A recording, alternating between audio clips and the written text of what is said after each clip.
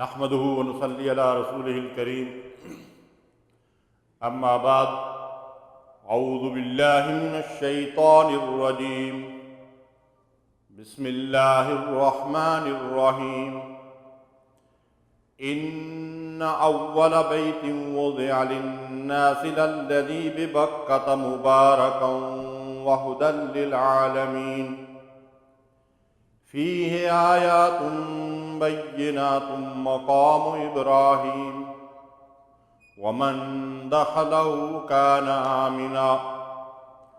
ولله على الناس حج البيت من استطاع إليه سبيلا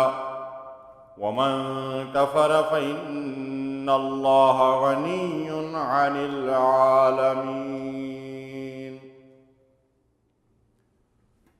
بے شک سب سے پہلی عبادت گاہ جو انسانوں کے لیے تعمیر ہوئی وہی ہے جو مکہ میں واقع ہے۔ اس کو خیر و برکت دی گئی اور تمام جہان والوں کے لیے مرکز ہدایت بنایا گیا۔ اس میں کھلی ہوئی نشانیاں ہیں اور مقام ابراہیم ہے، اور جو اس میں داخل ہوا مامون ہو گیا۔ لوگوں پر اللہ کا حق ہے کہ جو اس کے گھر تک پہنچنے کی استطاعت رکھتا ہو وہ اس کا حج کرے، اور جو اس حکم کی پیروی سے انکار کرے اسے معلوم ہونا چاہیے کہ اللہ تعالیٰ تمام جہان والوں سے بے نیاز ہے۔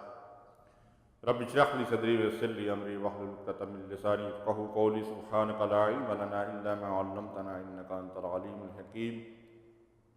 اللہم صلی علی محمد وعلی آل محمد کما صلیت علی ابراہیم وعلی آل ابراہیم انک حمید مجید۔ اللہم بارک علی محمد وعلی آل محمد کما بارکت علی ابراہیم وعلی آل ابراہیم انک حمید مجید۔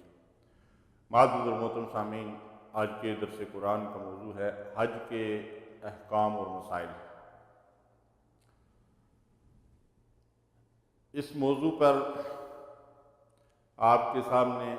حج کے بارے میں جو احکام اور مسائل بیان کیے جائیں گے ان میں اس بات کی کوشش کی گئی ہے کہ علماء کرام اور فقہائے اعظام کے درمیان جن مسائل میں اختلاف پایا جاتا ہے ان میں جمہور علماء کرام کی رائے کو اختیار کیا جائے، اور ترجیح دینے میں جہاں اختلاف ہو میں نے اس بات کی کوشش کی ہے کہ جو رائے قرآن و سنت سے زیادہ مطابقت رکھتی ہو اسی کو ترجیح دی جائے، اسی کو اختیار کیا جائے۔ اور یہ ترجیح کا معاملہ بھی ہم جیسا کوئی کم علم آدمی خود سے اختیار نہیں کر سکتا، اس لیے اس میں بھی ہم نے ثقہ علماء کرام کی آراء ہی کو جو ہے وہ لیا ہے، اور اس طرح اس بات کی کوشش کی گئی ہے کہ جو بھی اختلافی مسائل ہیں ان میں حتی الامکان اس بات کی کوشش کی جائے کہ اعتدال کی راہ کو اختیار کیا جائے۔ آپ کو معلوم ہے کہ فقہی اختلافی مسائل ہر عمل کے بارے میں بہرحال امت کے اندر پائے جاتے ہیں، اور اس میں سے کسی ایک رائے کو اختیار کرنا ہوتا ہے۔ بعض چیزیں ایسی ہیں، مثلا حج کے مسائل میں اگر آپ حج کے ارکان اور واجبات ہی کو لے لیں تو کسی مسلک کے فقہا کی رائے یہ ہے کہ فلاں چیز رکن ہے حج کا، اور کسی دوسرے مسلک کے علماء کی رائے یہ ہوتی ہے کہ وہ واجب ہے۔ اور جب یہ اختلاف رونما ہوتا ہے تو رکن اور واجب کا فرق پڑنے کی وجہ سے اس کے جو باقی احکامات ہوتے ہیں ان میں بھی فرق پڑ جاتا ہے، اس لیے کہ حج کے جو ارکان ہیں اگر ان میں سے کوئی رکن چھوٹ جائے کسی سے تو جب تک وہ اس کو لوٹائے گا نہیں اس وقت تک اس کا حج ہی نہیں ہوگا، لیکن اگر اس سے کوئی واجب چھوٹ جائے گا تو اس صورت میں اگر وہ اس کی تلافی نہیں کر سکتا ہے، وہ واجب ادا نہیں کر سکا کسی وجہ سے، تو قربانی دے کر، دم دے کر، فدیہ دے کر اس کی تلافی ہو جاتی ہے اور حج درست ہو جاتا ہے۔ تو اس میں ایک چیز تو یہ ہے کہ ہمیں اس بات کا علم ہونا چاہیے کہ حج کے اندر کیا چیز رکن ہے اور کیا واجب ہے۔ اگر سنت کا ہمیں علم نہیں ہوگا اور اس کو ہم صحیح طریقے سے نہیں بھی کر سکیں گے تو حج ہمارا درست ہو جائے گا، لیکن کوشش اس بات کی بھی ہونی چاہیے کہ نبی صلی اللہ علیہ وسلم نے جس طریقے سے حج کیا ہم پورا حج جو ہے اس کے تمام مناسک اسی طریقے سے ادا کریں تاکہ سنت کے مطابق ہمارا حج ہو اور اس کا پورا اجر و ثواب جو ہے وہ ہم حاصل کر سکیں۔ حج اسلام کا انتہائی اہم رکن ہے اور صاحب استطاعت مسلمان پر زندگی میں ایک مرتبہ فرض ہوتا ہے اور اس کی فرضیت کا انکار کرنے والا اسلام سے خارج ہو جاتا ہے۔ حج کے بہت سارے فضائل ہیں، یہ آج کا ہمارا موضوع نہیں ہے، لیکن نبی صلی اللہ علیہ وسلم نے فرمایا کہ جو شخص حج کرتا ہے اور اس میں کوئی شہوانی فعل اور بدکاری نہیں کرتا وہ گناہوں سے اس طرح پاک ہو کر واپس لوٹتا ہے جیسا اس کی ماں نے اسے جنم دیا تھا۔ سبحان اللہ۔ تو یہ انتہائی اہم عبادت ہے جس کا بڑا ہی اجر و ثواب ہے، اور گویا کہ انسان اپنی پوری زندگی میں عبادات کے ذریعے سے اللہ کی رضا اور اس کی خوشنودی کے حصول کے لیے جو بھی کوشش کرتا ہے ان ساری عبادات کا مجموعہ حج کی عبادت ہے، اور حج کے اندر ساری عبادات کو اللہ تعالیٰ نے سمیٹ دیا ہے۔ اگر آپ دیکھیں تو حج کے اندر ہجرت بھی ہے، حج کے اندر نمازیں بھی ہیں، حج کے اندر ذکر بھی ہے، حج کے اندر قرآن کی تلاوت بھی ہے، حج کے اندر دعا اور گریہ وزاری بھی ہے، حج کے اندر قربانی بھی ہے، حج کے اندر کشمکش بھی ہے، حج کے اندر جد و جہد بھی ہے، حج کے اندر سفر کی تکالیف بھی ہیں۔ تو ساری عبادات کے مجموعے کا نام جو ہے وہ حج ہے۔ تو یہ انتہائی اہم عبادت ہے۔ اس میں ارکان حج کا ہم سب سے پہلے تذکرہ کریں گے۔ 4 ارکان عموماً علماء نے اس کے بیان کیے ہیں۔ سب سے پہلے احرام، اس کے بعد وقوف عرفہ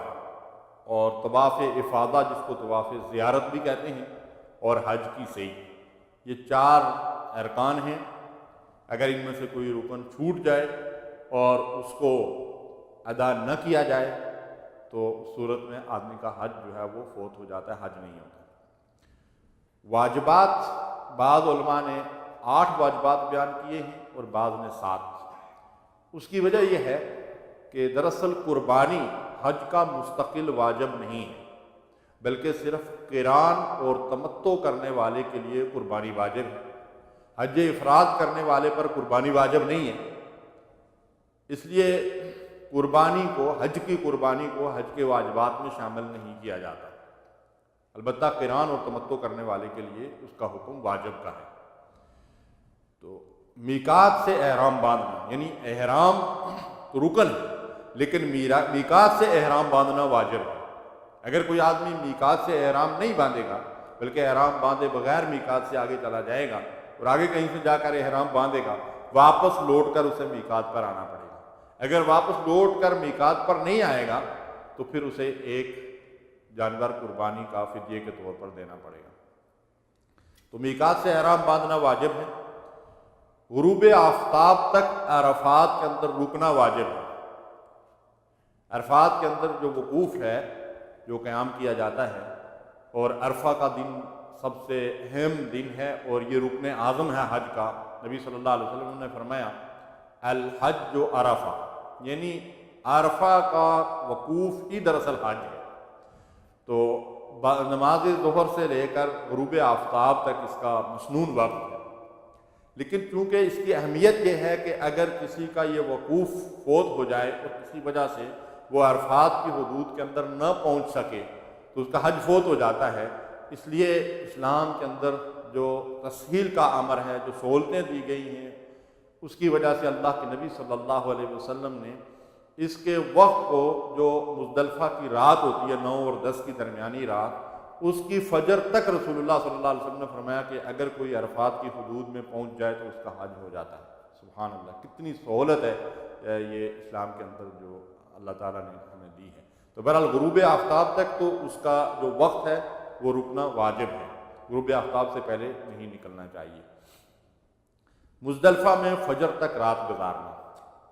یہ واجبات میں سے ہیں۔ البتہ یہ ہے کہ خواتین، بچے، معذور لوگ نصف رات گزارنے کے بعد اگر نکلنا چاہیں تو ان کو اجازت ہے، جیسا کہ نبی صلی اللہ علیہ وسلم نے بعض ازواج مطہرات اور دیگر خواتین کو اس کی اجازت دی تھی۔ رمی جمرات، شیطان کو جو کنکریاں ماری جاتی ہیں، یہ واجب ہے۔ اسی طرح حلق یا قصر، سر کے بال منڈوانا یا پورے سر سے بال چھوٹے کروانا، یہ واجب ہے۔ اور جیسا کہ میں نے عرض کیا، قارن اور متمتع کے لیے یعنی حج قران یا حج تمتع کرنے والے کے لیے قربانی واجب ہے، حج افراد کرنے والے کے لیے قربانی واجب نہیں ہے۔ ایام تشریق مینا میں گزارنا واجب ہے۔ 11، 12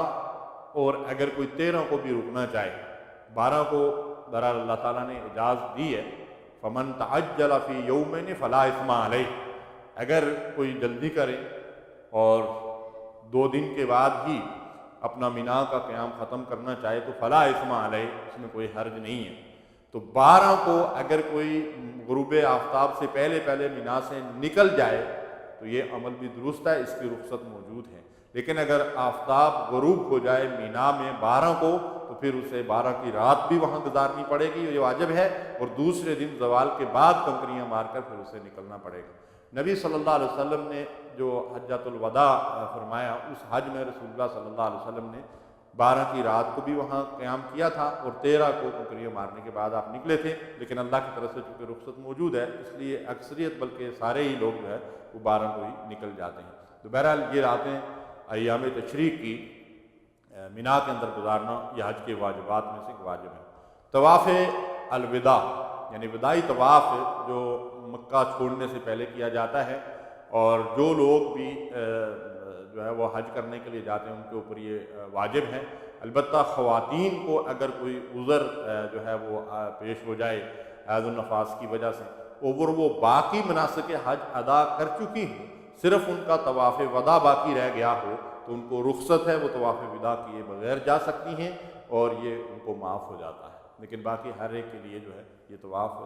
واجب ہے۔ اس طرح یہ مستقل واجبات جو ہیں وہ 7 ہیں، اور قران و تمتع کرنے والے کے لیے قربانی ملا کر 8 ہو جاتے ہیں۔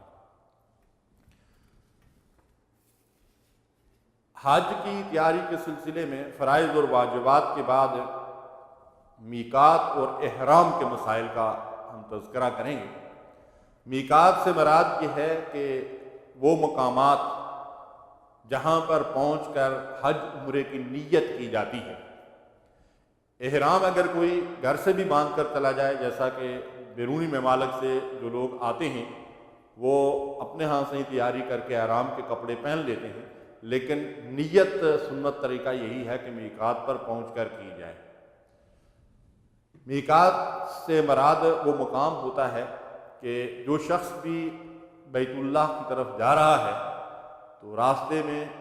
وہ مقام جسے میقات کہتے ہیں، جب وہ اس پر پہنچتا ہے تو وہاں سے اسے نیت کرنا ضروری ہے۔ نیت کیے اور تلبیہ پڑھے بغیر اس میقات سے آگے گزرنے والے کے لیے، جیسا میں نے عرض کیا کہ اس کے اوپر دم واجب ہو جاتا ہے، الا یہ کہ اگر وہ واپس لوٹ کر اسی میقات پر جائے اور وہاں سے جا کر نیت کر لے تو پھر وہ دم جو ہے وہ ساقط ہو جاتا ہے۔ تو اس کے بعد دوسری چیز ہے احرام، جس کا میقات پر پہنچ کر آپ باندھیں یا میقات پر پہنچ کر آپ نیت کریں۔ احرام کے مسائل میں پہلی بات بنیادی یہ ہے کہ مرد کے لیے 2 ان سلے کپڑے تولیہ نما جو ہے وہ احرام کے طور پر پہنے جاتے ہیں۔ کوئی سلی ہوئی چیز جو ہے انڈر ویئر یا بنیان وغیرہ استعمال نہیں کی جا سکتی، البتہ یہ ہے کہ کمر بند، پیٹی اور سامان وغیرہ کی پیسوں اور اقامے وغیرہ یا کسی اور چیز کی، یا بیرونی ممالک سے جو لوگ آتے ہیں ان کے جو کارڈ وغیرہ ہوتے ہیں ان کی حفاظت کے لیے کوئی بھی بیگ وغیرہ کوئی چیز جو ہے وہ پرس وغیرہ جو ہے وہ استعمال کیا جا سکتا ہے، اس کے اندر کوئی سلائی ہو تو اس میں کوئی حرج نہیں۔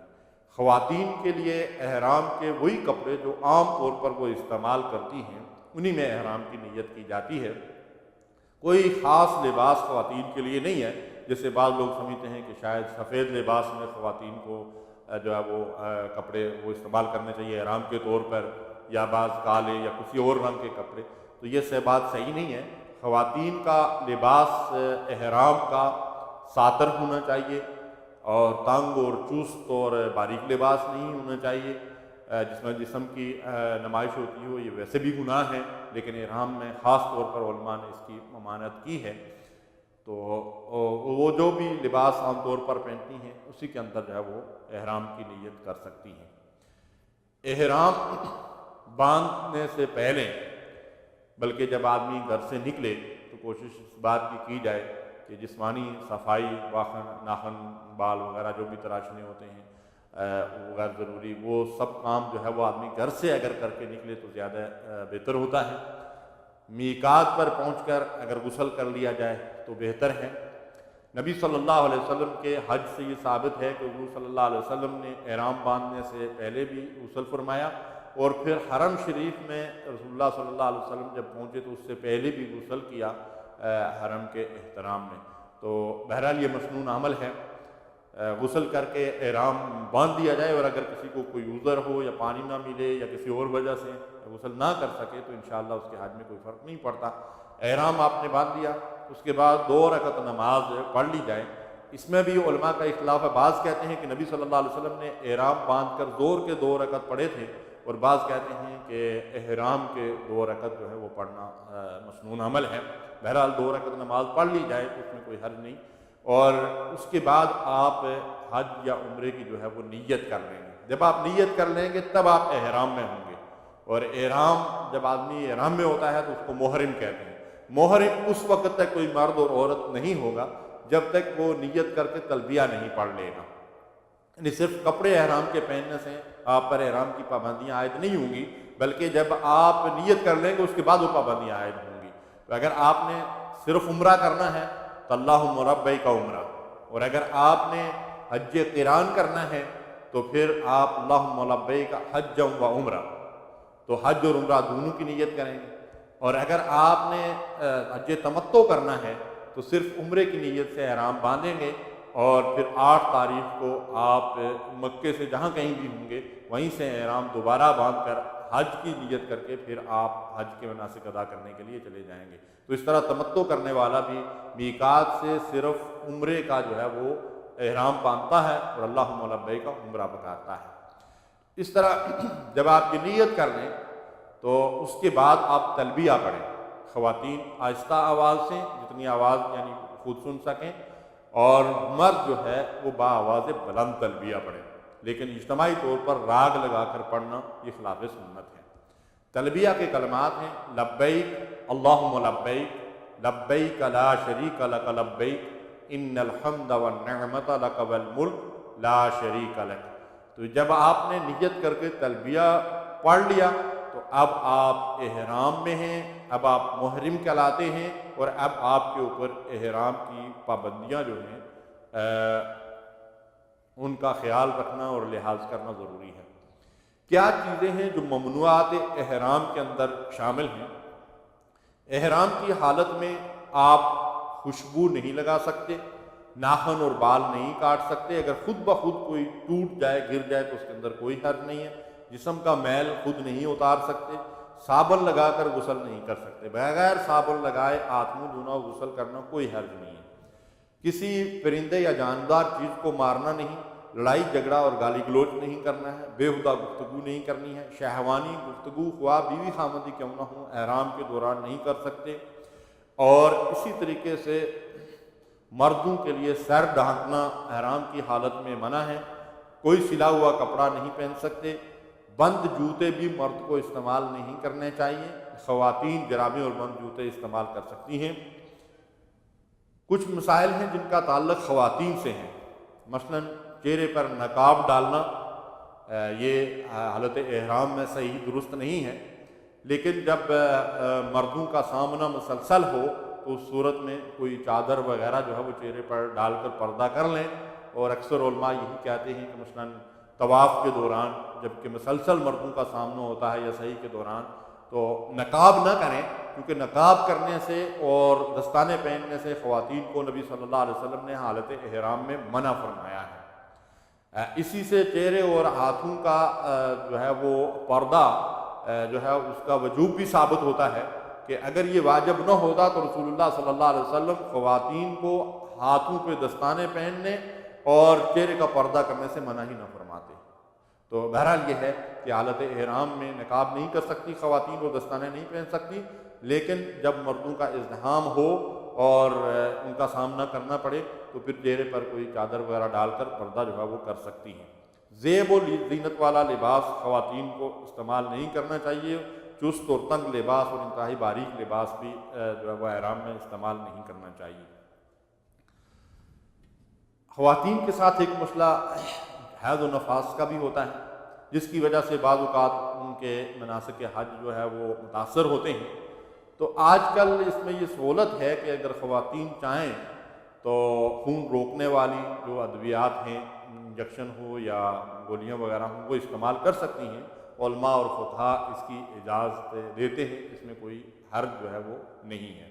تو ظاہر ہے کہ یہ ایک سہولت ہے، اور اس طرح کی سہولتیں جو ہے اسلام کے اندر ان کا جواز ہے، تو اس پہ علماء کا اتفاق ہے کہ یہ دوائیں خواتین استعمال کر سکتی ہیں۔ ایک بڑی اہم چیز ہے کہ جب آپ احرام کی نیت کر رہے ہیں،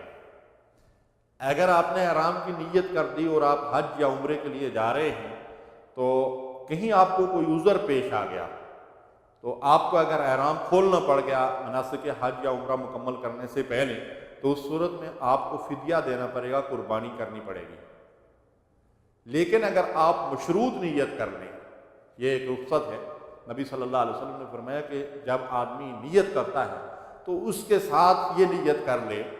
کہ اگر مجھے کہیں پہ کوئی عذر پیش آ گیا اور میں اپنا حج اور عمرہ مکمل نہ کر سکا، تو جہاں مجھے عذر پیش آئے گا وہیں میرا احرام کھل جائے گا، تو پھر اس کے اوپر جو ہے وہ کوئی قربانی اور فدیہ نہیں ہے۔ جہاں کہیں اس کو عذر پیش آئے گا وہاں وہ احرام کھول دے، اور اس کے اوپر جو ہے وہ کوئی فدیہ وغیرہ جو اس کے اوپر واجب نہیں ہے۔ لیکن اگر کسی نے ایسا نہیں کیا، مشروط نیت نہیں کی ہوئی ہے، تو اسے عذر پیش آ جائے گا، تو اس صورت میں اسے پھر جو ہے وہ قربانی دینی پڑے گی، اور جب تک وہ قربانی کر نہیں لے گا اس وقت تک احرام نہیں اتار سکے گا۔ فَإِنْ أُحْصِرْتُمْ فَمَا اسْتَيْسَرَ مِنَ الْهَدْيِ وَلَا تَحْلِقُوا رُؤُوسَكُمْ حَتَّى يَبْلُغَ الْهَدْيُ مَحِلَّهُ۔ اگر کوئی محصور ہو جائے، اس کو کوئی مشکل پیش آ جائے، تو وہ اس وقت تک احرام نہ کھولے جب تک قربانی نہ کر دے، اور جب تک قربانی اپنے مقام تک نہیں پہنچتی، یعنی جب تک وہ قربانی نہیں ہو جاتی، اس وقت تک وہ احرام نہیں کھول سکتا اور سر کے بال نہیں منڈوا سکتا۔ تو سر کے بال منڈوا کر احرام کھول دیا جاتا ہے اگر کوئی عذر پیش آ جائے۔ تو اگر مشروط جو ہے وہ نیت کر لی جائے تو پھر اس صورت میں آپ جہاں کہیں بھی مشکل میں پڑ گئے وہاں آپ سر کے بال منڈوا کر احرام کھول دیں، آپ کے اوپر دم واجب نہیں ہوگا۔ تو اس مسئلے کا جاننا جو ہے ضروری ہے۔ اسی طرح احرام کے متعلق مزید کچھ چیزیں ہیں، بعض لوگ سوالات پوچھتے رہتے ہیں۔ مثلا احرام کسی نے پہنا ہوا ہے، رات کو سویا، احتلام ہو گیا، یا کسی وجہ سے احرام ناپاک ہو گیا، تو اب اس سے حج پہ کوئی فرق تو نہیں پڑتا؟ حج پہ کوئی فرق نہیں پڑتا۔ احرام کے کپڑوں کو دھویا جا سکتا ہے، ان کی نجاست دور کی جا سکتی ہے، اور کپڑوں کو تبدیل بھی کیا جا سکتا ہے۔ آپ دوسرے کپڑے، مرد ہو یا عورت کوئی بھی ہو، وہ کپڑے تبدیل بھی کر سکتے ہیں اور انہی کپڑوں کو دھو کر پاک بھی کر سکتے ہیں۔ دونوں صورتیں جائز ہیں، اس میں کوئی حرج نہیں ہے۔ اسی طرح احرام کی حالت میں نے عرض کیا کہ بغیر صابن وغیرہ لگائے آدمی جو ہے وہ اپنے لباس کو دھونا چاہے تو دھو بھی سکتا ہے احرام کا، اور نہا بھی سکتا ہے۔ لا علمی میں اگر کسی سے احرام کی کوئی خلاف ورزی ہو جائے، جیسا میں نے عرض کیا کہ احرام کی یہ پابندیاں ہیں احرام کی حالت میں، اگر کسی سے لا علمی میں جو ہے وہ کوئی غلطی سرزد ہو جائے تو اس کے اوپر کوئی دم وغیرہ واجب نہیں ہے، کوئی حرج اس کے اندر نہیں ہے۔ احرام کی حالت میں اضطباء طواف کے دوران کیا جاتا ہے، اور رمل، اس کا جو ہے وہ علم ہونا چاہیے کہ جب آپ طواف کرتے ہیں تو طواف کے دوران اضطباء اسے کہتے ہیں کہ آپ مرد حضرات دائیں بغل کے نیچے سے اوپر والی چادر کو نکال کر دائیں کندھے کو ننگا کر دیں اور بائیں کندھے کے اوپر ڈال دیں۔ طواف کے آغاز میں آپ ایسا کریں، اور طواف ختم کرنے کے بعد آپ دائیں کندھے کو ڈھانک دیں، اس کے بعد کبھی بھی اس کندھے کو کھولنے کی ضرورت نہیں پڑتی ہے، اور خواتین کے لیے اس کی ضرورت نہیں ہوتی، ظاہر ہے کہ وہ اپنے کندھے کو ننگا نہیں کر سکتے۔ دوسری چیز ہے رمل۔ اور یہ اجتباء اور رمل دونوں سنت ہے۔ اگر کسی وجہ سے کوئی آدمی یہ نہ کر سکے تو انشاءاللہ اس کے حج عمرے کے اندر کوئی فرق نہیں پڑتا، لیکن سنت کے ثواب سے وہ محروم رہے گا۔ رمل سے مراد یہ ہے کہ پہلوانوں کی طرح ذرا تیز قدم شانیں ہلاتے ہوئے چلنا، اور یہ بھی صرف مردوں کے ساتھ خاص ہے، خواتین کو اس طرح سے چلنے کی اجازت نہیں ہے۔ اور موجودہ دور میں حج عمرے کے لیے جب لوگ جاتے، خاص کر رمضان کا عمرہ ہو یا حج کا ہو جو ہے وہ طواف ہو، تو اس میں مشکل ہوتا ہے رمل کرنا، اس لیے کہ اتنا رش ہوتا ہے، تو آدمی اس کی کوشش کرے، اور اگر نہ ہو سکے تو اس میں انشاءاللہ کوئی حرج نہیں، ارادہ کر لے، نیت کر لے، اور اس کی کوشش کرے جہاں موقع ملے اس طرح کر لے کہ سنت پہ عمل کا جو ہے اجر و ثواب جو ہے اسے مل جائے۔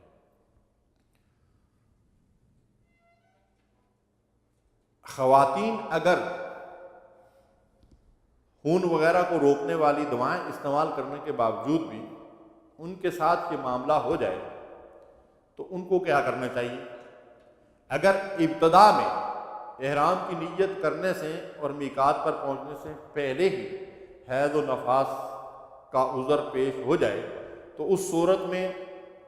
میقات پر پہنچ کر غسل کر لیں اور احرام کی نیت کر لیں، جو بھی حج عمرہ کرنا ہے اس کی نیت کر لیں۔ سوائے طواف کے باقی تمام کام جو ہے وہ خواتین کر سکتی ہیں، حج اور عمرے کے سارے مناسک ادا کر سکتی ہیں، کوئی چیز ممنوع نہیں ہے سوائے طواف کے، کیونکہ وہ مسجد کے اندر کیا جاتا ہے بیت اللہ کے گرد، اس کے لیے طہارت شرط، طہارت کے بغیر، یعنی اگر وہ کوئی آدمی طواف کر رہا اور اس کا وضو ٹوٹ جائے تو اسی حالت میں، جیسے نماز بغیر وضو کے نہیں پڑھی جا سکتی، اسی طرح سے طواف بغیر وضو کے نہیں کیا جا سکتا، لیکن صحیح کی جا سکتی ہے، یعنی کسی کا وضو ٹوٹ گیا تو اسے جا کر وضو کرنے کی ضرورت نہیں ہے، کیونکہ وضو کرنے میں پھر خاصی دقت ہوتی ہے، لیکن کوشش یہی کرنی چاہیے کہ صحیح بھی اور ہر جو ہے وہ عمل وضو کی حالت میں کیا جائے، لیکن بہرحال باقی کسی بھی عمل کے لیے وضو شرط نہیں ہے، لازمی نہیں ہے، واجب نہیں ہے، ضروری نہیں ہے، لیکن طواف میں لازمی اور ضروری ہے۔ تو اسی طرح طواف جو ہے وہ خواتین نہیں کر سکتی، باقی سارے عمل کر سکتی ہیں۔ تو جو طواف ان کا لازم ہے، مثلا عمرے کا طواف ہے، یا یہ ہے کہ حج تمتع کرنے والے یا حج قران کرنے والے ہی کے لیے کہ طواف زیارت ہے، تو اگر ان میں سے کوئی طواف ٹوٹ جائے گا تو وہ خواتین پاک ہونے کے بعد جو ہے وہ طواف کریں گے۔ تو باقی کام جتنے بھی ہیں وہ سارے مناسک جو ہے وہ اسی حالت میں ادا کیے جا سکتے ہیں، اس میں کوئی حرج نہیں ہے۔ پاک ہونے کے بعد خواتین کا جو کوئی عمل باقی رہ گیا ہو، مثلاً کوئی طواف باقی رہ گیا ہے، تو اس کے لیے جیسا کہ عائشہ صدیقہ رضی اللہ تعالیٰ عنہا کو عذر پیش آ گیا تھا، تو نبی صلی اللہ علیہ وسلم نے ان کو اپنے بھائی کے ساتھ بھیجا تھا، اور اس مسجد میں تنعیم کی وہاں جا کر جو ہے وہ احرام باندھا جاتا ہے، جس کو آج کل مسجد عائشہ ہی کہتے ہیں، اسی نام سے معروف ہو گئی ہے، تو وہاں سے جا کر احرام باندھ کر خواتین جو ہے وہ دوسرا واپس آ کر اپنا طواف جو ہے ان کا چھوٹ گیا ہے وہ ادا کر سکتی ہیں۔ بعض لوگ وہاں پر جا کر دوسرے اور تیسرے اور چوتھے جو ہے مطلب یہ ہے کہ عمرے کرتے ہیں، تو نبی صلی اللہ علیہ وسلم یا صحابہ کرام سے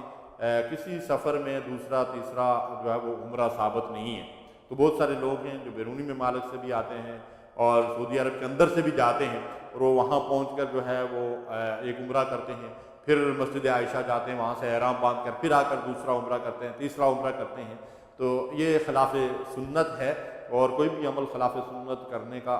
فائدہ نہیں ہے، بلکہ بعض علماء اس کو بدعت کہتے ہیں، تو اس طرح اس سے جو ہے اجتناب کرنا چاہیے۔ ہاں جو بھی وقت آپ کے پاس میسر ہے تو آپ زیادہ سے زیادہ بیت اللہ کا نفلی طواف کریں، اور اس کا بہت بڑا اجر و ثواب ہے۔ اس حوالے سے بعض بڑے اہم مسائل جن کا تعلق احرام سے ہیں، اگر کسی خاتون کو ایسا عذر پیش آ جائے کہ ساری تدابیر اختیار کرنے کے باوجود بھی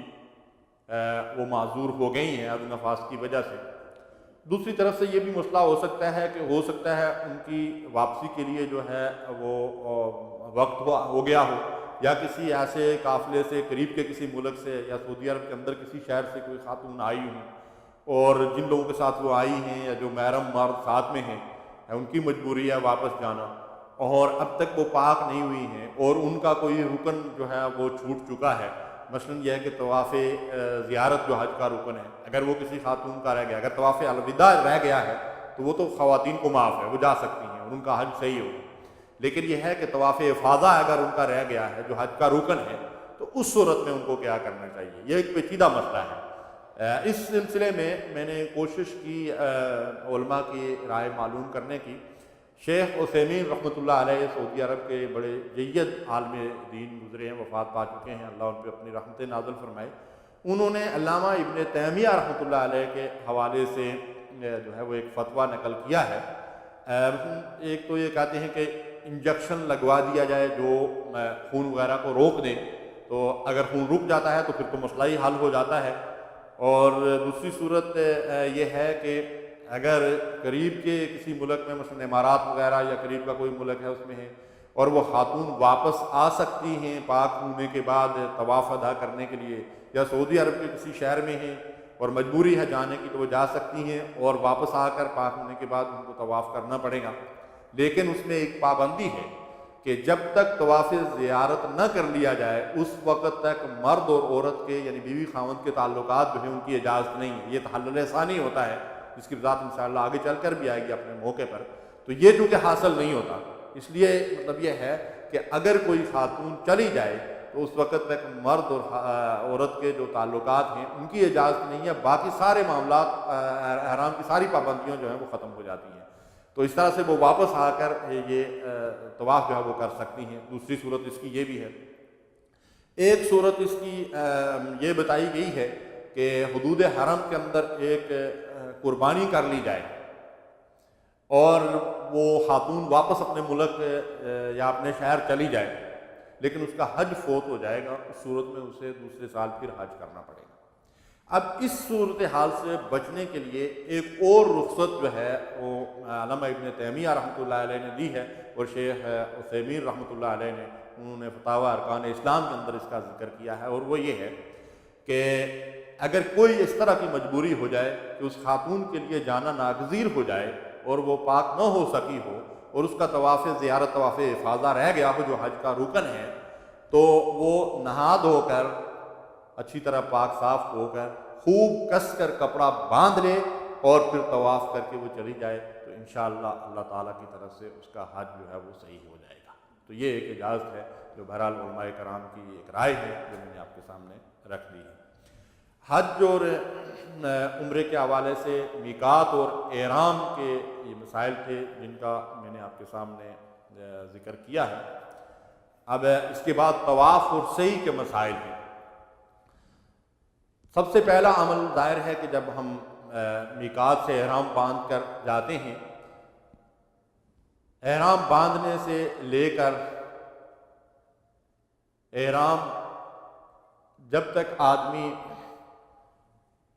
احرام کی حالت میں رہتا ہے،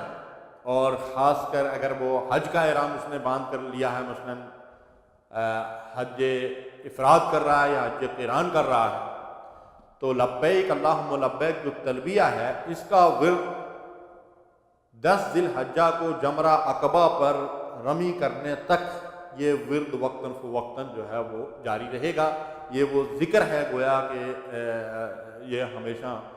کرتے رہنا ہے اور اس سے اپنی زبان کو تر رکھنا ہے۔ اب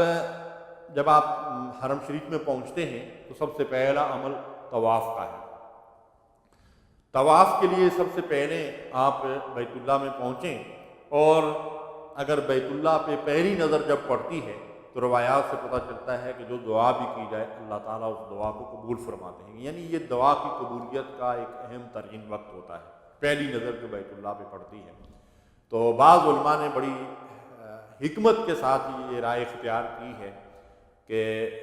اگر اس وقت یہ دعا کر لی جائے کہ اللہ میری دعاؤں کو قبول فرما لے، تو جو کچھ بھی انسان مانگتا ہے وہ ساری دعائیں اس دعا کے اندر آ جاتی ہیں جو اس موقع پر انسان نے مانگی ہے۔ بہرحال ہر انسان کی اپنی اپنی آرزویں ہوتی ہیں، اللہ قبول فرمانے والا ہے، یہ ایک موقع ہوتا ہے دعا کی قبولیت کا۔ جب ہم بیت اللہ میں پہنچیں اور بیت اللہ پہ ہماری نظر پڑے تو ایک مسنون دعا ہے، اگر ہم پڑھ سکیں اور اس کو یاد کر سکیں یا کسی کتاب سے بھی دیکھ کر پڑھ لیں تو انشاءاللہ اس کے اندر حرج نہیں ہے۔ اللہم زد بیتک ھذا تشریفا و تعظیما و تکریما و محابہ، تو یہ دعا پڑھنا مسنون ہے۔ اس کے بعد جب ہم بیت اللہ کا طواف شروع کریں تو حجر اسود کے سامنے چلے جائیں۔ حجر اسود کا بوسہ لینا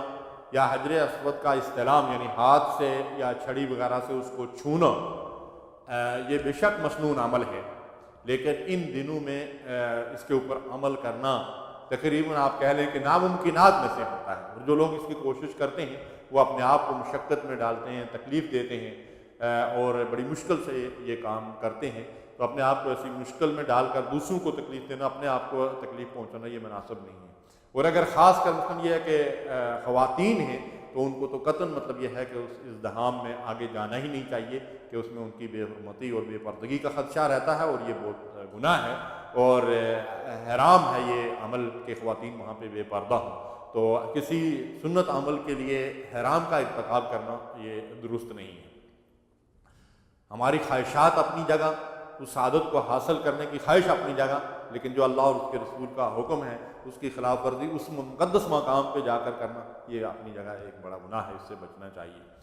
آپ جب اسلام نے اس کے اندر رخصت دی ہے کہ آپ حجر اسود کے سامنے جو ہے وہ بسم اللہ اللہ اکبر کہہ کر ہاتھوں کو تکبیر تحریمہ کی طرح اوپر اٹھائیں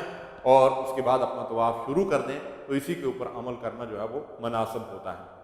ایک اور مسنون دعا ہے کہ جب آپ بیت اللہ سے طواف شروع کریں تو اس دعا کو پڑھ لیں، اگر یہ دعا آپ کو نہ آتی ہو، نہ پڑھ سکیں، تو انشاءاللہ اس کے اندر بھی کوئی حرج نہیں ہے۔ اللہم ایمانا بکا وتصدیقا بکتابکا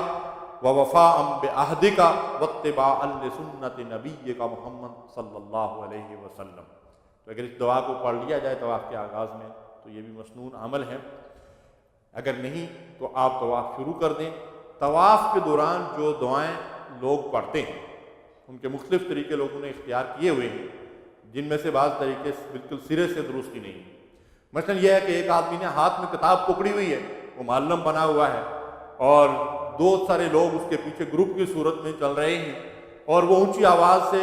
دعا پڑھ رہا ہے اور باقی لوگ جو ہے وہ سن کر دعا پڑھ رہے ہیں۔ یہ عمل بالکل ایک تو خلاف سنت ہے، دوسرا یہ ہے کہ وہ دعائیں بالکل غلط سلط پڑھی جاتی ہیں، یہ آواز جو ہے وہ صحیح طریقے سے سنائی نہیں دیتی، پھر اس سے شور برپا ہوتا ہے، جو وہاں پہ شور کرنا جو ہے وہ بھی مناسب نہیں ہے، تو یہ طریقہ بالکل غیر صحیح ہے۔ کوئی ایسی دعا سوائے ایک دعا کے جو رکن یمانی سے رکن حجر اسود تک پڑھی جاتی ہے، حجر اسود سے پہلے جو کارنر آتا ہے اس کو رکن یمانی کہتے ہیں،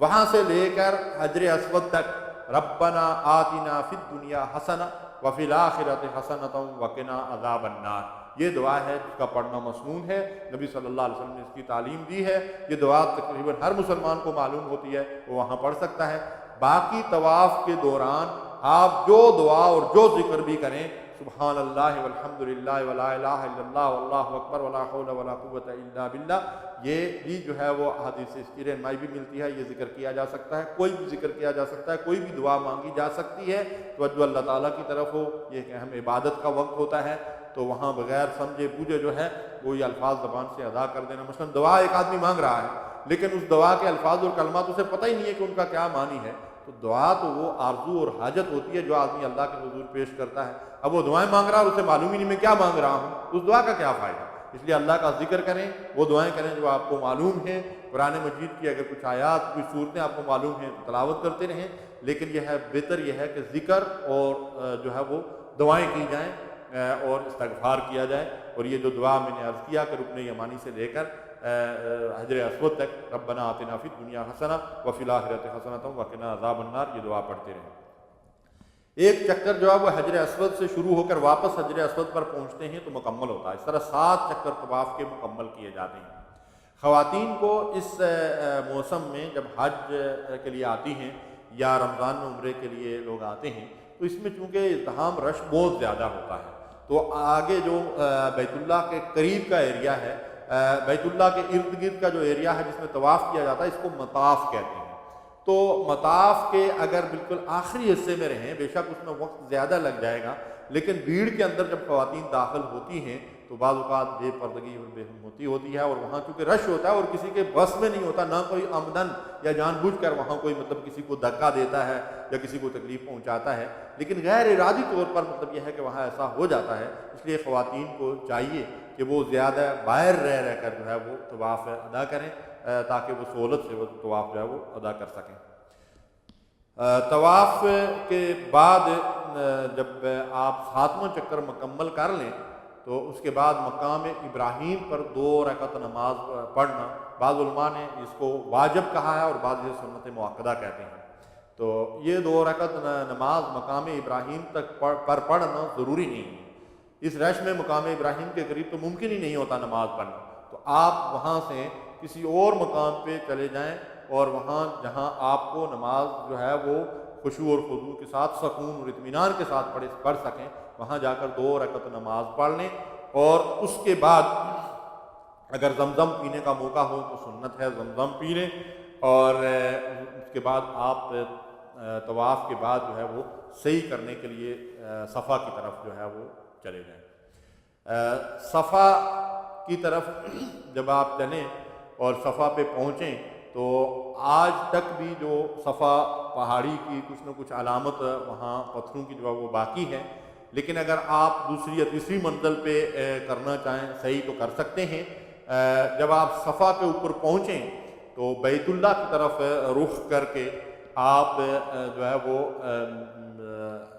دعا کریں اور دل کے اندر پھر صحیح کی جو ہے وہ نیت کر لیں، اور اس کے بعد وہاں سے آپ مروہ کی طرف چلیں۔ صفا کے اوپر پہنچ کر نبی صلی اللہ علیہ وسلم سے جو عمل سنت سے ثابت ہے، آپ نے پڑھا ابدأ بما بدأ اللہ بہ، ان کلمات کے ساتھ آپ نے ابتدا کی، اور پھر یہ آیت مبارکہ ان الصفا والمروة من شعائر اللہ فمن حج البیت او اعتمر فلا جناح علیہ ان یطوف بہما ومن تطوع خیرا فإن اللہ شاکر علیم۔ یہ آیت مبارکہ صفا اور مروہ کے اوپر گول دائرے میں لکھی ہوئی بھی موجود ہے، اگر وہاں سے دیکھ کر پڑھنا چاہیں تو پڑھ سکتے ہیں، اور اگر کسی کو زبانی یاد ہو تو پڑھ لیں، اور اگر نہ بھی پڑھیں گے تو اس کے اندر جو ہے وہ کوئی حرج نہیں ہے، پڑھیں گے تو زیادہ اجر و ثواب ملے گا۔ صفا سے آپ جب صحیح کا آغاز کریں گے تو مروہ پر پہنچیں گے تو 1 چکر مکمل ہو جائے گا، مروہ سے واپس صفا پر پہنچیں گے تو 2 چکر مکمل ہو جائیں گے۔ بعض لوگ لا علمی میں جس طرح حجر اسود سے طواف شروع ہوتا ہے اور واپس حجر اسود پر پہنچتے ہیں تو 1 چکر ہوتا ہے، اس طرح وہ صحیح کا بھی 1 چکر واپس صفا پر پہنچ کر جو اس کو شمار کرتے ہیں، یہ صحیح نہیں ہے۔ اس طرح ان بیچاروں کے 14 چکر ہو جاتے ہیں، تو وہاں اس ازدحام کے اندر 7 پورے کرنے مشکل ہوتے ہیں، تو وہ خواہ اپنے آپ کو مشقت میں ڈال دیتے ہیں۔ تو 1 چکر مروہ پر پورا ہو جاتا ہے، مروہ سے آپ جب واپس صفا پر پہنچتے ہیں تو 2 چکر مکمل ہو جاتے ہیں۔ صفا اور مروہ کی صحیح کے دوران بھی کوئی خاص دعا جو ہے وہ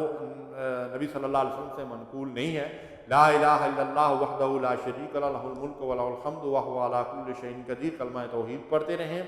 کوئی بھی کلمات ذکر کے پڑھتے رہیں، دعا اور استغفار کرتے رہیں، اور صفا کے اوپر کھڑے ہو کر نبی صلی اللہ علیہ وسلم نے یہ کلمات بھی پڑھے ہیں، لا الہ الا اللہ وحدہ لا شریک لہ لہ الملک و لہ الحمد وہو علی کل شیء قدیر، لا الہ الا اللہ وحدہ انجز وعدہ ونصر عبدہ وہزم الاحزاب وحدہ۔ اگر کوئی یہ کلمات پڑھ سکے تو ان کا پڑھنا بھی جو ہے وہ مسنون ہے۔ اس طرح سے صفا سے مروہ کی طرف جاتے ہوئے جب صفا سے تھوڑا سا آگے چلتے ہیں تو 2 سبز ستون آتے ہیں، ان کو میلین احدارین کہا جاتا ہے، یعنی 2 سبز ستون۔ ان 2 سبز ستونوں کے درمیان مرد حضرات کو ذرا تیزی سے گزرنا چاہیے، یہ مسنون عمل ہے، لیکن خواتین کو ایسا نہیں کرنا چاہیے، صرف مردوں کے لیے ایسا کرنا ہے۔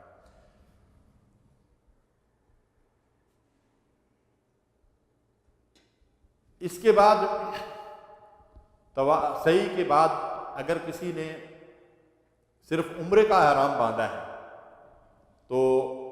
وہ سر کے بال کٹوا کر یا حلق کروا کر احرام کھول دے گا۔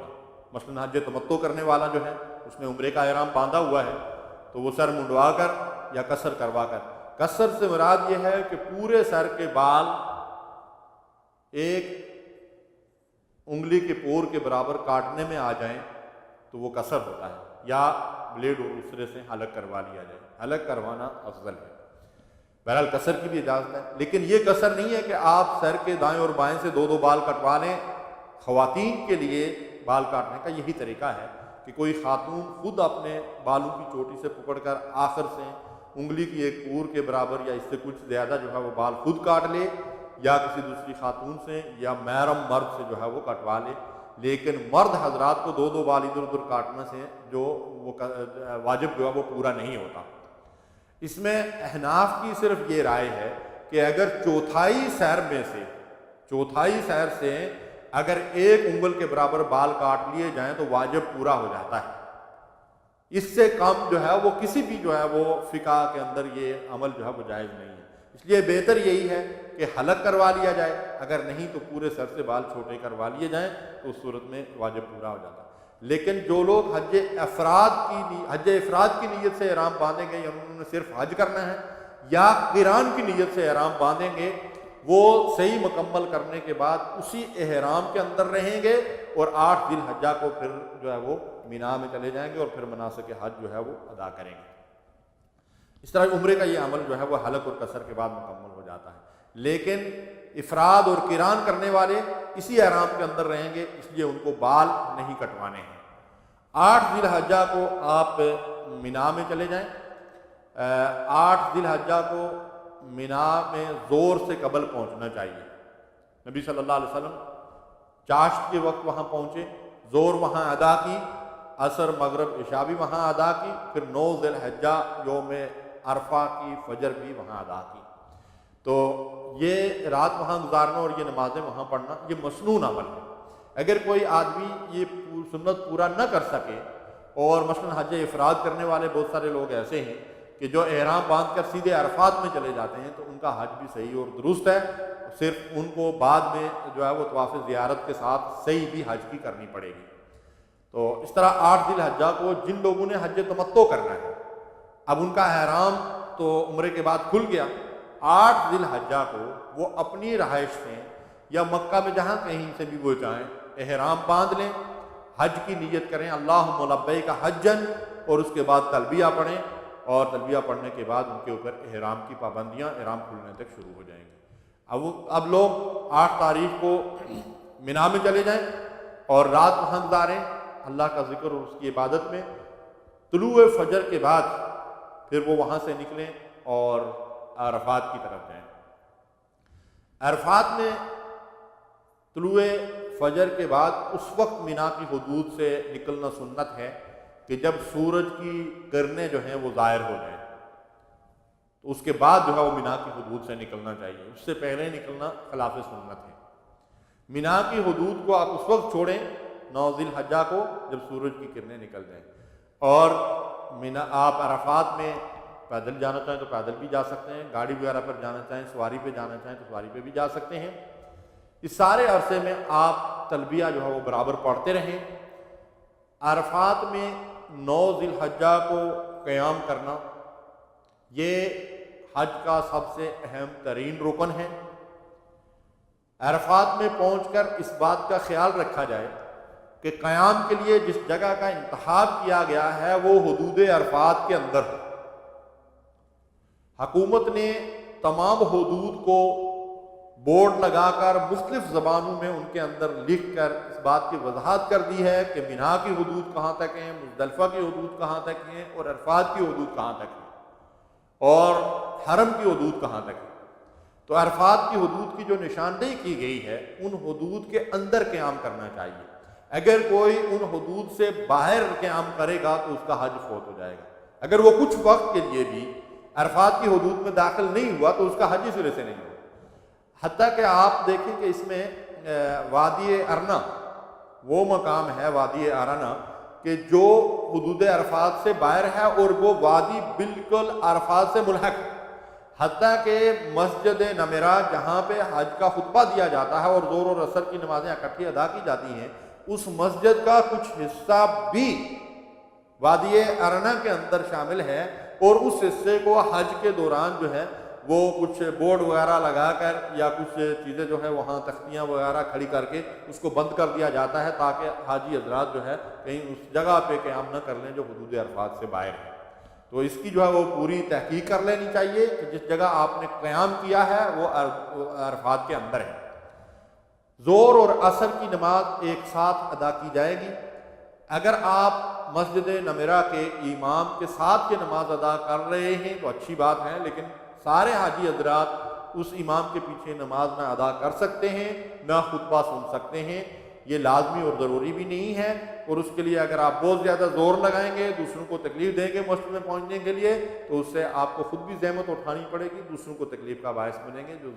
صحیح نہیں ہے۔ نبی صلی اللہ علیہ وسلم نے ایک مقام پہ عرفات میں قیام فرمایا اور اس کے بعد ارشاد فرمایا کہ لوگوں میں اس مقام پہ جو ہے وقوف کر رہا ہوں، لیکن سارا عرفات کا میدان پہاڑیوں اور جو بھی عرفات کے حدود حضور نے مقرر کی ہیں، فرمایا کہ وہ سارے کا سارا وقوف ہے، اس میں کسی بھی جگہ آپ جو ہے وہ وقوف کر لیں۔ بعض لوگ جبل رحمت کے اوپر چڑھنے کی کوشش کرتے ہیں، اس میں بھی اپنے آپ کو تکلیف دیتے ہیں۔ دراصل ہم لوگوں کو کچھ زیادہ ہی اس چیز کا جو شوق ہوتا ہے، اور بہت زیادہ رش کے باوجود بھی ہم ایسا کرنے کی کوشش کرتے ہیں۔ اسی طرح سے لوگ جو ہے وہ غار حرا کے اندر جانے کے لیے جو ہے وہ سر دڑ کی بازی لگاتے ہیں، غار ثور کے اوپر چڑھنے کے لیے کوشش کرتے ہیں، حالانکہ حج کے ایام میں جو ہے وہ انسان کو کافی تھکاوٹ جو ہے وہ مناسک حج ادا کرنے میں ہی ہو جاتی ہے، اور ان غیر ضروری کاموں میں اگر ہم اپنی طاقت جو ہے وہ صرف کریں گے اور اس کے بعد مناسک حج ادا کرنے میں حرج ہوگا تو اس کے ذمہ دار ہم خود ہوں گے۔ تو اس لیے جو ہے وہ جبل رحمت کے اوپر چڑھنا اور وہاں پہ پہنچ کر دعا کرنا یہ کوئی ضروری عمل نہیں ہے۔ آپ عرفات میں جہاں کہیں بھی ہیں وہاں وقوف کریں اور زور اور عصر کی نماز ایک ساتھ پڑھیں۔ بعض لوگ اس پہ اصرار کرتے ہیں، خصوصاً ہمارے بر صغیر سے آنے والے لوگوں میں سے بعض ایسے ہوتے ہیں کہ وہ اس پہ اصرار کرتے ہیں کہ اگر آپ نے امام کے ساتھ نماز ادا نہیں کی ہے تو آپ زور اور عصر اپنے اپنے وقت میں پڑھیں۔ یہ رسول اللہ صلی اللہ علیہ وسلم کی سنت اور آپ کے طریقے کی بالکل کھلی خلاف ورزی ہے، اور ہمارے حنفی علماء نے بھی اس کے بارے میں لکھا ہے کہ یہ خلاف سنت ہے۔ میں پچھلے دنوں ایک مطالعہ کر رہا تھا، مولانا خلیل احمد حامدی رحمۃ اللہ علیہ بڑے جید عالم دین، معروف عالم دین گزرے ہیں پاکستان کے، تو انہوں نے ایک کتاب حج کی تیاری کے بارے میں لکھی ہے، تو انہوں نے بھی یہ لکھا ہوا ہے کہ یہ بالکل سنت کے خلاف ہے اور ایسا نہیں کرنا چاہیے۔ زور اور عصر نبی صلی اللہ علیہ وسلم نے جو ہے وہ ایک اذان اور 2 اقامت کے ساتھ ایک ہی وقت میں ظہر کے وقت ادا کی ہیں، ایسا ہی کرنا چاہیے۔ تو آپ اگر کسی بھی مقام پہ ہیں اکٹھے مل کر باجماعت ظہر کی نماز ادا کر لیں، اور یہ قصر بھی کرنی ہوگی، 2 رکعت نماز پڑھنی ہے، ظہر کی 2 رکعت، اس کے بعد دوسری اقامت اور پھر عصر کی 2 رکعت۔ اس کے بعد یوم عرفہ کا جو پورا دن ہے غروب آفتاب تک، یہ میدان عرفات کے اندر آپ نے قیام کرنا ہے، وقوف کرنا ہے، اور وقوف سے مراد یہ ہے کہ اس کے بعد ظہر کی نماز کے بعد اور عصر پڑھنے کے بعد آپ کسی بھی مقام پہ جو ہے جتنا زیادہ ہو سکے کھڑے ہو کر اللہ کی عبادت کریں، کلمہ توحید کا ذکر کریں، لا الہ الا اللہ وحدہ لا شریک لہ لہ الملک ولہ الحمد وہو علی کل شیء قدیر، اور اسی طرح سبحان اللہ والحمد للہ ولا الہ الا اللہ واللہ اکبر ولا حول ولا قوۃ الا باللہ۔ اور اسی طریقے سے جو بھی اذکار مسنونہ ہیں اور جو بھی دعائیں ہیں اور جو بھی التجا اور گریہ وزاری اللہ تعالیٰ سے کر سکتے ہیں وہ کریں، اپنے لیے، دوسروں کے لیے، فوت شدہ بزرگوں کے لیے، امت مسلمہ کے لیے دعائیں کریں کہ یہ خاص دعا کی قبولیت کا دن ہے۔ آج کے دن یوم عرفہ کے دن اللہ تعالیٰ بے حد و حساب بندوں کو جہنم کی آگ سے نجات عطا فرماتے ہیں۔ یہ سال بھر کا سب سے افضل دن ہے، جیسا کہ نبی صلی اللہ علیہ وسلم کا فرمان ہے، افضل الایام یوم عرفہ، عرفہ کا دن سب سے افضل ترین دن ہے، اور جو لوگ حج پہ نہیں جاتے وہ اس دن کا روزہ رکھ سکتے ہیں، اور اس دن کے روزے کا بڑا اجر و ثواب ہے کہ گزشتہ 1 سال اور آئندہ 1 سال کے گناہوں کا جو ہے یہ کفارہ ہے۔ تو عرفات کے میدان میں آپ خوب گریہ وزاری کریں، اللہ کا ذکر کریں، اور غروب آفتاب تک عرفات کے اندر جو ہے وہ دن گزاریں، اور جب آفتاب غروب ہو جائے تو اس کے بعد عرفات کے حدود سے نکل کر مزدلفہ کی طرف جو ہے وہ آئیں۔ اس دوران آپ پوری اس بات کی کوشش کریں کہ یہ دن جو ہے وہ زیادہ سے زیادہ عبادت اور ذکر اور اللہ کی یاد کے اندر جو ہے وہ آپ گزاریں۔ جب آپ یہاں سے نکل آئیں تو پھر آپ مزدلفہ کے اندر آ کر جو ہے وہ قیام کریں۔ مزدلفہ کے اندر رات کو پہنچنا اور رات گزارنا جو ہے وہ یہ حج کے واجبات میں سے ہیں۔ انشاءاللہ آئندہ کسی نشست میں اس کے بعد کے جو مسائل و احکام ہیں ان کا ذکر کیا جائے گا۔ اللہ رب العالمین سے دعا ہے کہ وہ ہمیں سنت کے مطابق یہ عمل کرنے کی توفیق عطا فرمائے اور پوری زندگی میں اسوہ رسول کے مطابق عمل پیرا ہونے کی توفیق دے۔ وآخر دعوانا ان الحمد للہ رب العالمین، وصلی اللہ علی نبینا محمد وعلی آلہ وصحبہ اجمعین۔